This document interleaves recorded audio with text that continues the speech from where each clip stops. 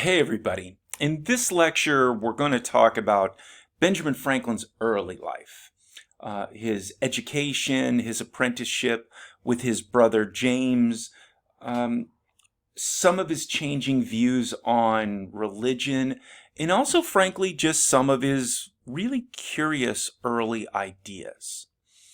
Um, while we're doing that, we'll highlight elements of Enlightenment thought that are reflected in Franklin's early life. So let's get into it. Okay. As I've told you before, Franklin was born in 1706 in Boston, Massachusetts, just, about a dozen miles away from the village of Denham that we spent so much time talking about. He came from a very big family, 17 children. His father remarried after his first wife died and married a woman by the name of Abigail Folger. And it would be the second wife that would be Benjamin Franklin's mother. Franklin would be the youngest of 10 boys in the family. So, very large family. When we were reading his justifications for why he was writing the autobiography, he says, "From the poverty and obscurity in which I was born and bred." Franklin didn't really grow up poor. His father was a respectable middle-class merchant. We'll talk a little bit more about that in a while. It wasn't that they were poor and there was no money coming in. It was a very big family. There was a lot of mouths to feed. However, by the time Franklin was born, he was one of the younger ones. And most of the older siblings were gone and had moved away by that point. So, Franklin grew up middling, as I told you before. Right. When Franklin was 8 years old, his father enrolled him into grammar school. Now, today, we have a lot of different ways to describe early education in America. Primary education. We'll call it grammar school or elementary school, primary school. But back in Franklin's time, grammar school was a very specific kind of school. It was a school where you learned Latin. It was a school where you learned Greek. You literally did spend a lot of time learning grammar, but grammar in these other languages. Sometimes a little Hebrew. Why would a child need to learn to read in Latin and Greek and maybe Hebrew? These were original texts for the Bible. A grammar school was a school you sent your son to become a minister. This was the beginning of training for being a minister. Franklin's father wanted to be a minister. Franklin tells us that of his 9 older brothers, none of them had become a minister. And this was somewhat embarrassing to the family to have 9 sons and none of them become ministers. So Franklin was the 10th. He was the last one that could pull this off. And so Franklin makes a joke about this, saying, my father tithed me to the church. Now, you might not find that terribly funny, but the key to the joke is understanding what a tithe is. A tithe is an offering to the church, and specifically, a 10% offering to the church. What percentage was Benjamin Franklin of the boys in his family? He was 1/10. He was the tithe to the church. It's a funny joke if you get it. And so Franklin went to this grammar school and tells us he did very well. As we'll talk about, Franklin was a genius, and he tells us he never remembers a time in his life when he could not read. He must have learned how to read very early. And he says he did very well in this school.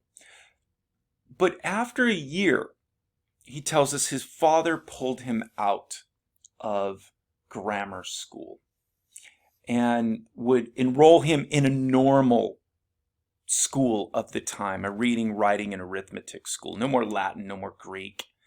The kind of school you would go to if you were going to be a farmer or a merchant or just very basic rudimentary education. Now, the reason why his father pulled him out is interesting. Franklin tells us it was about money.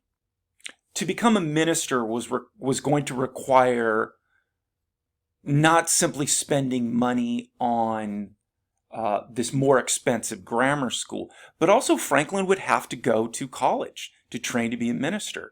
In Boston, that would have been Harvard. Harvard was founded in 1636, specifically to train Puritan ministers. As I'll talk about, the Franklins weren't Puritans. They were something very similar, but we'll talk about that in a minute. But he still would have likely gone to Harvard for this. And Franklin says, well, my dad wasn't a rich man, and so there were financial reasons why he pulled me out. I think there's something else going on here. Okay, I'm sure money had a factor in it, but it doesn't really make sense. After all, when Franklin's father initially enrolled Ben into grammar school, he knew it was going to cost money. He knew to be a minister, his son would have to go to college. So it begs the question, well, what happened in that ensuing year that made his father change his mind? I can tell you as a parent myself, by the time your kids get to be 7 years old, 8 years old, 9 years old, you might not know exactly what your kid's going to do in life in the future, but you're already at that point eliminating some possibilities as you get to understand your child's temperament, what they seem to like, what they don't seem to like. You're already imagining like, oh, my kid might want to do this. Oh, my kid's definitely not going to want to do that. Now, you might be wrong, but you have these ideas. I think what happened is that Franklin's father realized this boy is never going to be a minister. I can send him to grammar school. I can eventually send him to college like Harvard. And he could train as a minister, but this kid is not going to be a minister. Why not? Why do I suspect Franklin's father was starting to see this in his son? Ben was weird. Ben was really weird. It's easy to lose track of this because for a lot of us, particularly the Americans in this class, Benjamin Franklin is one of our founding fathers. He's one of our revolutionaries. He helped create the nation. But when you read the autobiography, and if you could imagine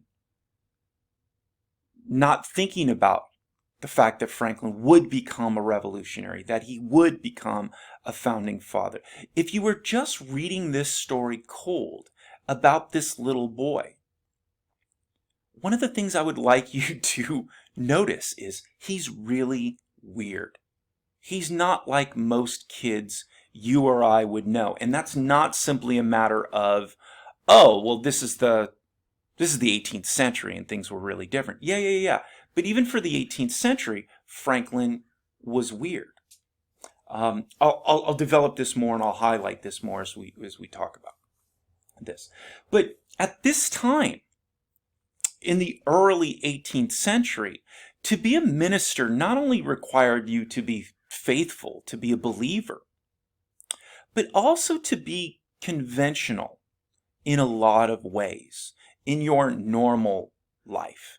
Look, today there are people that run churches that are ministers of churches with mohawks and tattoos and look real punk rock, and yet they're ministers for the Lord. Not obviously every church, but there are churches like that exist. That wouldn't have happened in Franklin's time. It was important at that time not only to be faithful to God, but also very conventional in your broader way of thinking. And I think as much as Franklin's father wanted a minister, he looked at Ben and said, all right, this is my last chance to get a son that's going to be a minister. After a year in grammar school, he looked at his son and just says, this kid is too weird. this kid's not going to be a minister. All right? If he really wanted to, his father could have come up with the money. Right? He could have saved the money. There were scholarships at the time for extraordinary children, and Ben was definitely extraordinary. There would have been ways to get him into Harvard if his father genuinely thought Ben was going to be a minister. But I think that's the real reason why his father pulled out. Money had something to do with it, but there's more to it. Benjamin Franklin was weird. We'll start seeing some of that in this very lecture as we get here. All right? And so after a year in grammar school, Ben's father puts him, like I said before, in a more normal school, reading, writing, arithmetic school. Ben spends 2 years at that school. And that was the end of Benjamin Franklin's formal education. 3 years. Isn't that remarkable? At the age of 10, Ben was done with school. And it was time to now start looking for a job for Benjamin Franklin. In Franklin's time in the 18th century, they didn't really have an idea of adolescence. This idea of teenage years being a kind of middle between childhood and adulthood. That concept of adolescence didn't exist at this time. You were rather quickly integrated into the world of adults after it was sensed that your childhood was over. We'll maybe talk about this later on when we get to the Victorians. But at 10 years old, it was time to find Benjamin Franklin a job. Now, Ben's father was what was known as a chandler. A chandler is a soap and candle maker. Why soap and candle? The process for making soap and candles was the same. You took this waxy, melted substance, you took a piece of string, you dipped it in there, you pulled it out, it dried, you put it back in there, and a little more would build up as you repeated this process, and you would get soap and you would get candles. Different waxy substances, but nonetheless the process was the same. That's what a chandler was. Franklin's father was had a respectable business as a chandler in Boston. Ben had an older brother that already served an apprenticeship with his dad and moved to a different colony to start his chandler's shop. And so his dad needed someone to work in there. Ben needed a future job. And so Ben started working for his father in the soap and candle shop. And Ben hated every second of it. Hated it. Ben would work with his father for 2 years, hating it. And around the age of 12, his father realized, my son is miserable and he doesn't like doing this. And his father realized, all right, I got to find something else for my son to do. The real fear was that Ben was starting to take an interest in the sea. Ben was going out on boats with his friends, and Ben said he really enjoyed doing this. Ben admits to us he was something of a natural leader. When he would get on the boat, he would just start telling boys what to do, and they would follow his lead. He wasn't bragging about this. I'm sure this was precisely what was happening in his description. After all, Benjamin Franklin goes on to become a revolutionary. He becomes an important revolutionary. He becomes an important leader in not only his adopted city of Philadelphia later on, but the colony of Pennsylvania. In fact, a leader in organizing the colonies together, in creating the possibility of revolution against the English. Often leadership qualities are manifested early in the lives of people. So, it's no surprising Ben was a leader among his friends. There was something sort of disreputable, a bit shady about being a sailor at this time. If you went to a naval academy and were on track to be a captain, that was one thing. That was respectable. That was okay. But what Franklin's father, noticing his son going out on boats a lot and being miserable at the soap and candle shop, was fearful of, was that his son was just going to run off and join the crew of a ship and be gone. And that's not really what you wanted for your son. Being a sailor was a dangerous line of work. Those ships go out to sea sometimes and they don't come back. But also, like I said before, being a sailor was viewed as being a bit shady. There was this kind of presumption that the reason you became a sailor is you needed to leave town really quickly wherever you were from. You got a girl pregnant and didn't want to stick around. You killed somebody in a bar fight and didn't want to stick around, so you hopped on the crew of a ship and now you're a sailor. So at the age of 12, Ben tells us his father started to take him on long walks through the city of Boston to observe what people do for a living, to learn more. They'd go to a blacksmith and they would watch a blacksmith work and ask the blacksmith questions. His dad was like, well, maybe you want to be a blacksmith.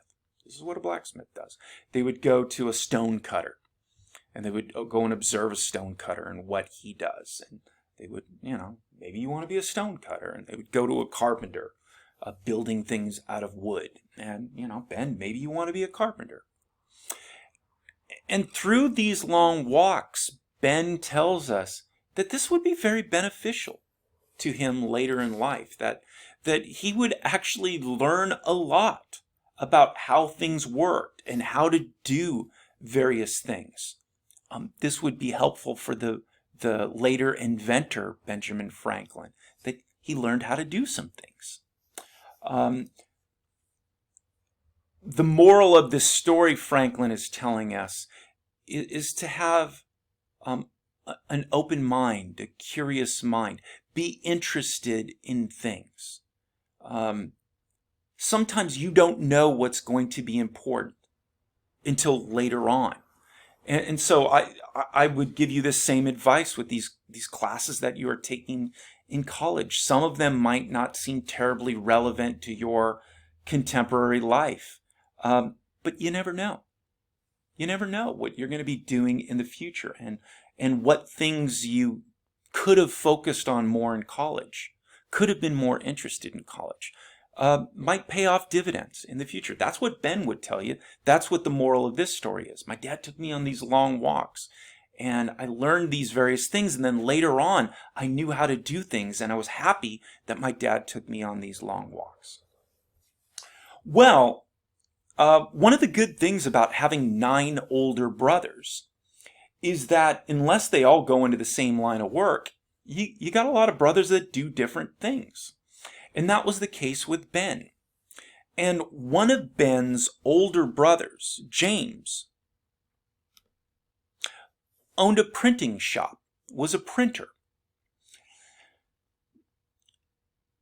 And so Ben had the opportunity to apprentice with his older brother, James. And this is what he decided to do. Okay. Now, let's be clear about something. An apprentice is not a part-time job in the 18th century. It is not an internship that you could quit at any time you wanted to. An apprenticeship was a legally binding contract obligating you, the apprentice, to work for your master. And legally, that's what the person giving you the opportunity was referred to as, your master. Legally obligating you to work for that person until the age of 21 in Boston, or in Massachusetts at the time.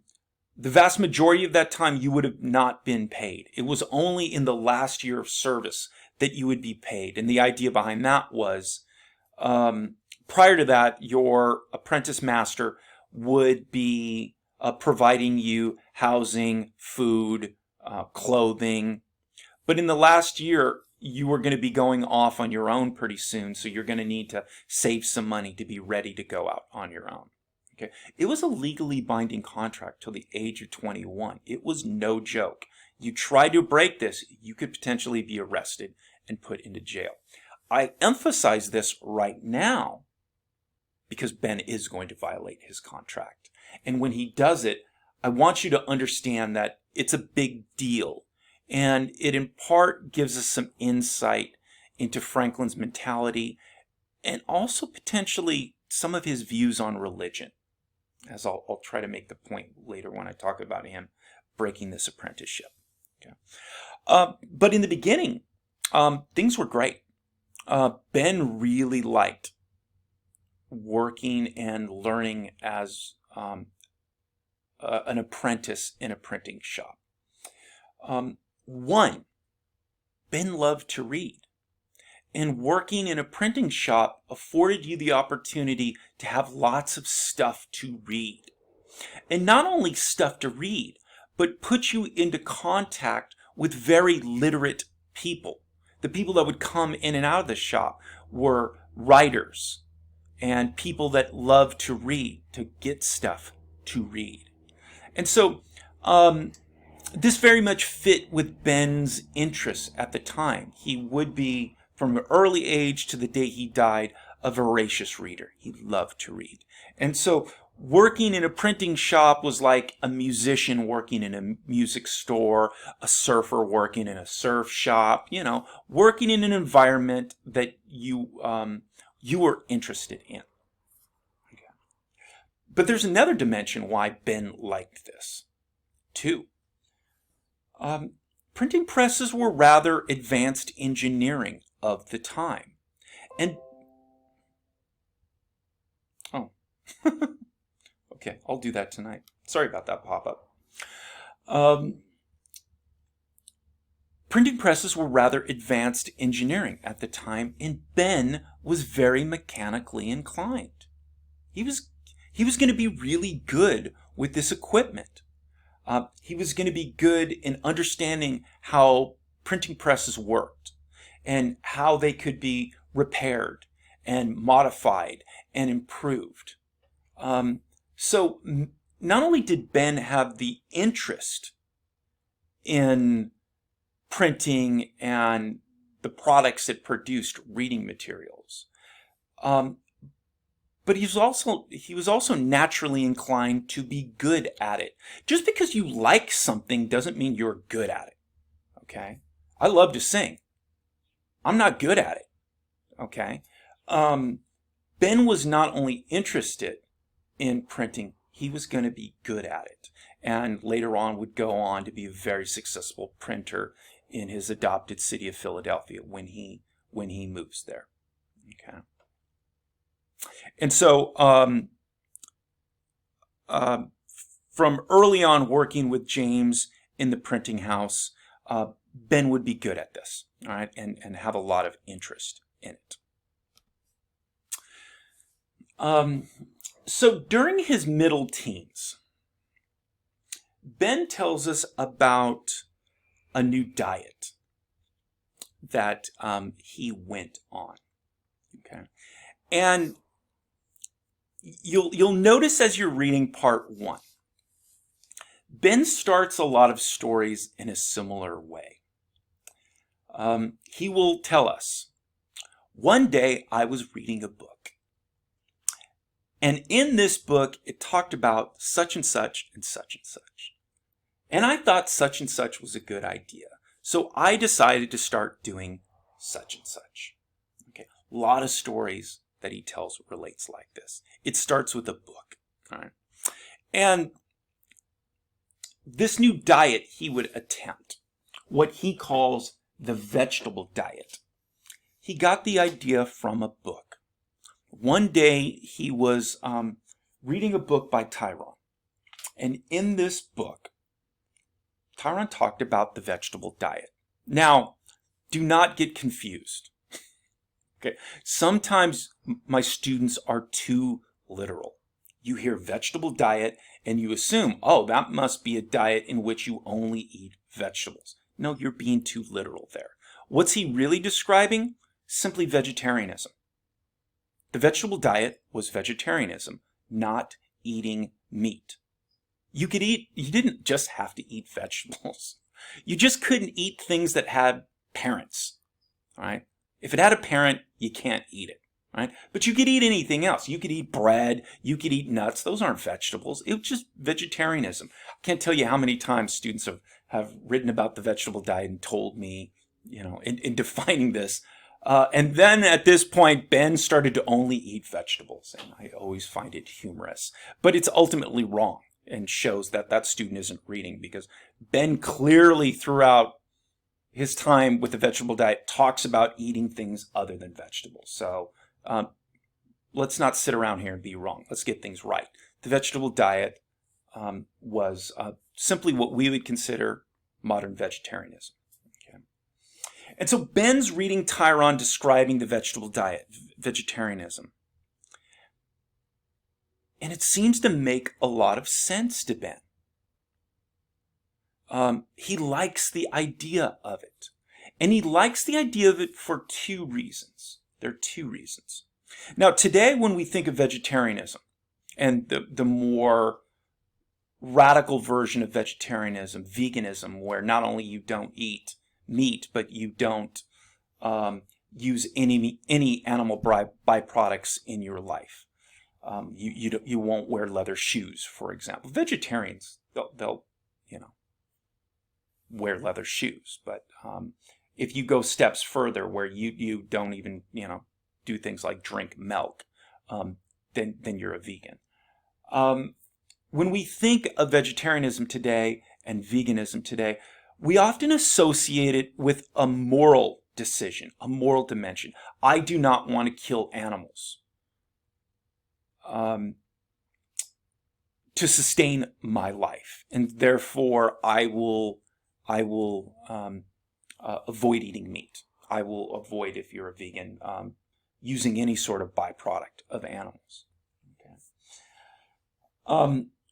That was part of Chiron's reason, and it was also part of Ben's reason for liking the vegetable diet. He liked the idea of living your life without killing animals. That he liked that. That was part of it. But there was another dimension, one that we don't generally associate today, but Ben very much liked at his time. And what Ben liked is that if you became a vegetarian, you could live rather cheaply. See, in the 18th century, food was a much bigger part of your budget than it is today. Today we have industrialized farming, we have refrigeration, we have preservatives, we have canning, we have transportation networks to get food from farm to table rather quickly.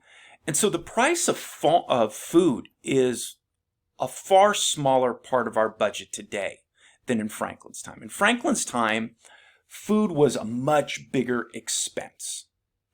As much as 50% of a middle class person's expense. If you lived in the city, obviously our old friends in Denham were growing their own food to raise it, so that wasn't an issue. But for an urban person like Benjamin Franklin, food would be a massive expense. Okay. What was less expensive in Franklin's time? Housing. Housing was much cheaper. Okay. Land was cheaper in the colonies, and also homes were much more simple. They didn't have electricity, they didn't have internal plumbing, things like that. So it was easier to build a home in those days. Those things have flip-flopped in the modern age. Food is way cheaper than it was, but housing is much more expensive. So when Franklin's reading about the vegetable diet, yeah, he liked the moral dimension. Oh, yeah, I would like to not kill animals. But the thing that really got him was, wow, if I became a vegetarian, I could live real cheaply. Right? I could save a lot of money. So Franklin becomes a vegetarian. He starts at the age of 16 adhering to this vegetable diet. And this is really interesting, where this idea comes from.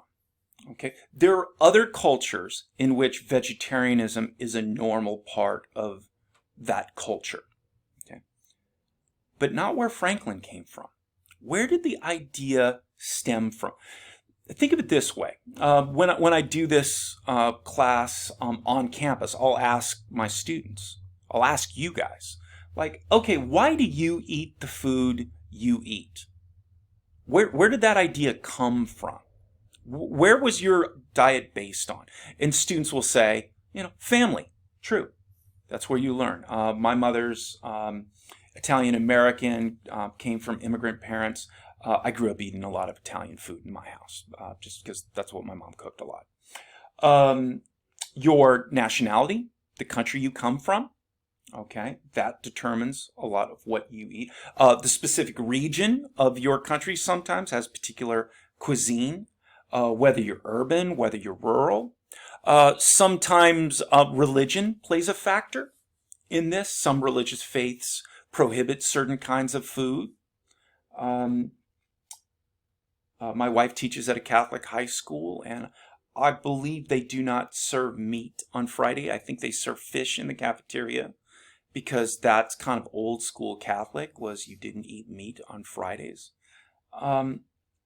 Sometimes there are dietary concerns, why you eat what you eat. Your body doesn't react well to certain kinds of food, so you avoid that. Notice all of these traditional explanations for why we eat what we eat don't have anything to do with Benjamin Franklin's decision. Where did Franklin's decision come from? Reason. He was reading a book. It talked about this diet, and it seemed reasonable to Ben. It wasn't part of his culture. Vegetarianism was not a part of colonial North American traditions for the English. There wasn't a religious dimension to it. There wasn't a dietary dimension to it. This idea didn't come from his family. It came purely from the idea of reason. It seemed reasonable to become a vegetarian because it would allow him to save money. As we'll talk about, Ben loved to save money. He thought a lot of his success in life came from his ability to defer gratification. Instead of spending money as quickly as he got it, he would save his money and then make investments with that money. Okay, so it was the power of vegetarianism that brought him to this. It was the power of reason that brought him to this idea of vegetarianism. Okay, this, by the way, is an example of Ben being kind of weird.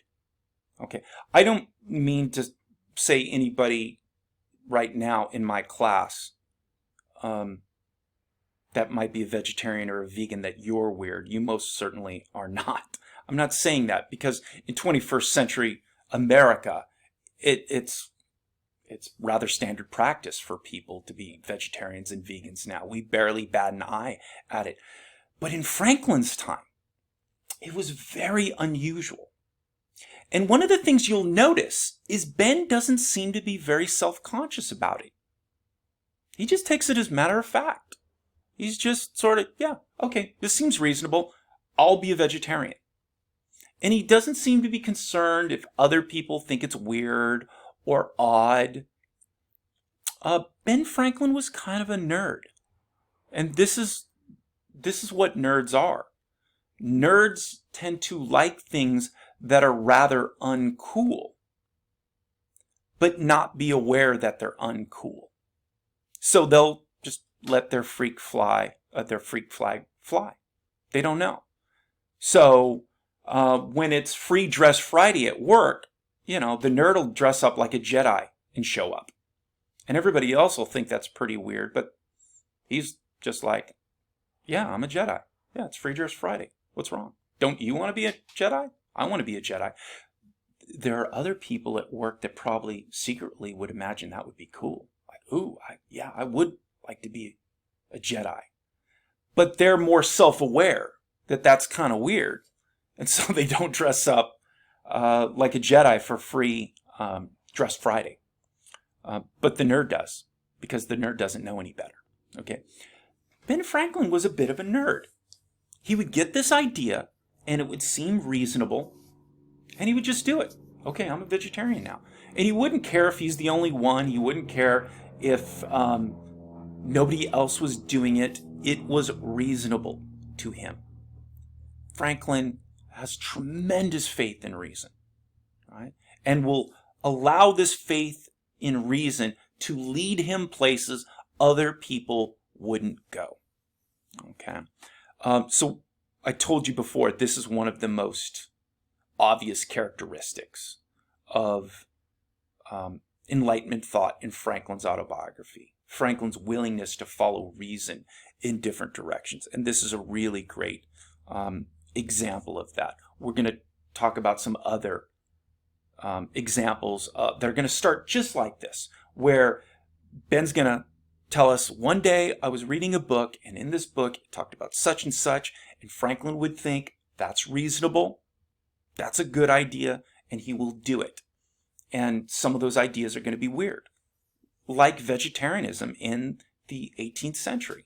It was somewhat weird, right? Okay, this is getting a little long. I'm going to stop here from this in this lecture and pick up with this PowerPoint in the next lecture, picking up on another idea. Equality.